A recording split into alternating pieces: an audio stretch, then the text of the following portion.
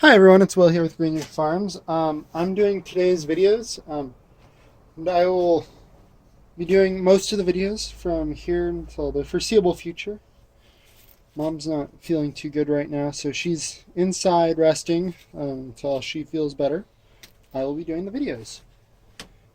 Today we had so many questions about this stuff right here. It's a, well, it says it on there, but it's a waterproofing gel. So it's basically just fabric glue that's also waterproof. So it's like super glue, but for fabric almost. It's pretty cool. But we're gonna be I'm gonna be showing you how this goes on a waterproof jacket that's been embroidered. So this is Mom's jacket for her work. She never actually got around to waterproofing it after she embroidered it. She kind of just embroidered it and went with it. But nice embroidered patch right here. It's not waterproof. It actually, when you embroider waterproof material, it compromises the waterproof coating that's on the material already. Just because there's now thread going through it. But we're going to be following the instructions on this. We're going to be using it to waterproof this jacket. So we're going to open up the jacket. Hope it doesn't fall. Yeah, I'd actually have to put a rock to hold it up or something like that. I was hanging off most of the way, so. Let's see, is that good lighting? Yeah. Cool. So we're just gonna follow the instructions on this, and I'm actually gonna read them off. So this is our fabric glue fabric waterproofing gel, as it says here on the thing. We actually picked it up for $17 or $16.99 at our local store. It is pretty expensive, but unless you're coating like a lot of material with it, it'll last you a long time.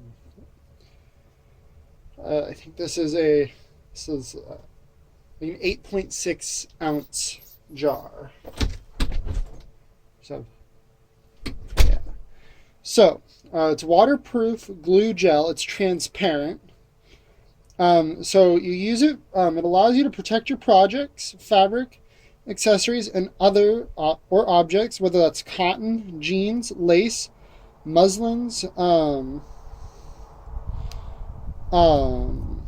wow! So this is actually covering part of the instructions. This will be great. I am gonna have to remove the kind of like the price tag, kind of so I can read the directions. So once dry, it creates an insulating film that resists against stains and humidity inside and out. It can also be used as an adhesive for fabrics or on wood, cardboard, metal, glass, ceramic, pottery, styrofoam, stone, and that list just goes on. It just goes on to a ... Now, we're going to be following the instructions on this. So, instructions: waterproofing. Put fabric on a flat, protected surface. Spread the material with a flat brush. We are going to be using a basting brush. These work just fine. And then you allow it to dry for 1 hour before spreading 2 other coats for a perfect seal. So in total, you should have 3 coats on this. We're going to be coating it on the inside, so that way it does. I think you could also coat it on the outside, but we're coating it on the inside just because, why not? Makes it a little easier to work with how we have our table set up. So yeah, we're gonna over that. It'll be completely dry after 24 hours, or it should be completely dry after 24 hours. Once ironed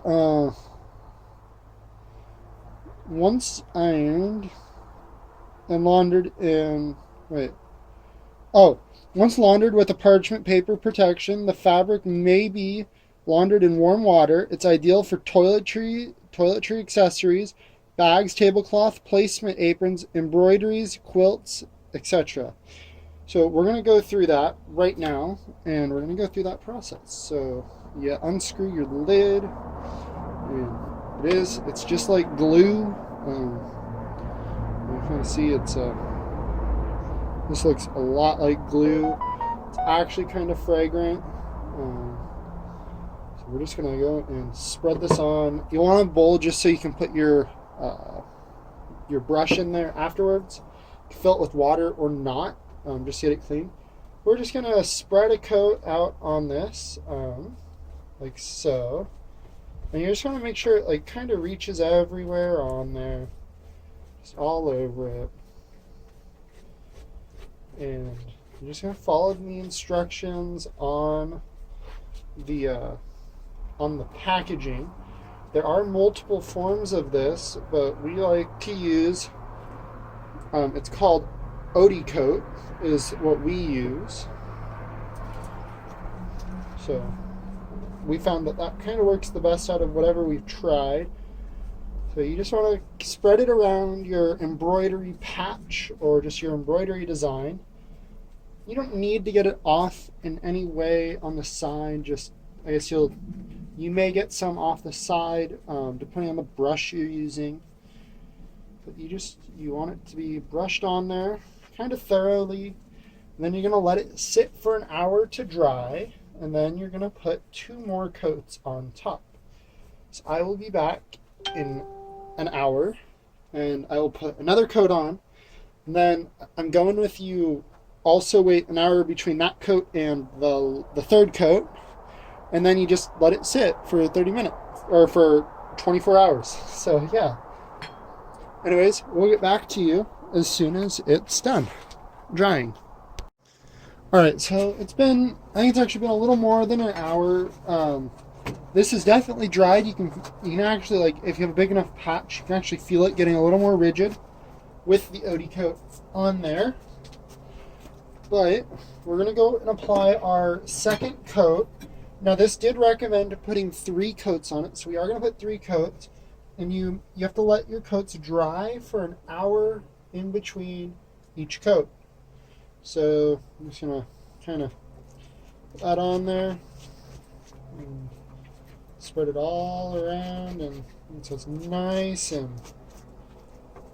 kind of paste it on there. This is definitely a glue, so be careful that it doesn't get in anything that you might need. Like, I guess there's a zipper right here, but it's never really zipped. There's not really a pocket there anymore because the patch went over it.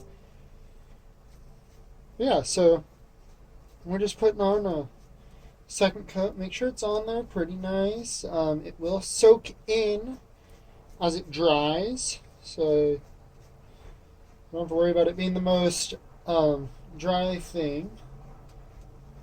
But you just want to make sure you do get it kind of all on there. Make sure you get it so it's not like every angle you're rubbing it at. You can really get it in there. So whether that's going up and down, left and right, you just want to make sure it's got a nice and good spread on it.